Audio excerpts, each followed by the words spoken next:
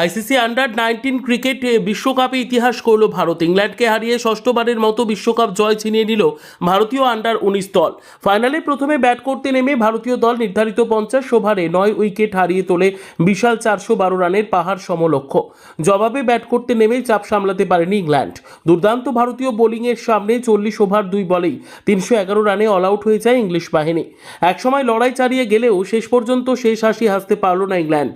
ভারতের বোলাররা শুরু থেকে ম্যাচের রাশ নিজেদের হাতে রাখে।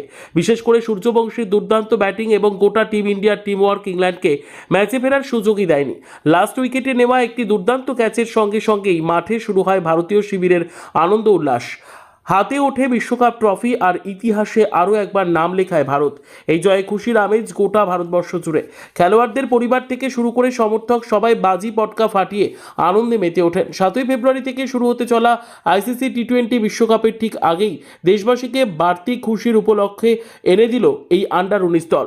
আরেকটা বিশ্বকাপ ভারতে এনে দেওয়ার জন্য ভারতীয় আন্ডার-19 দলের সকল খেলোয়াড়কে অভিনন্দন। গর্বিত ভারত, গর্বিত দেশবাসী।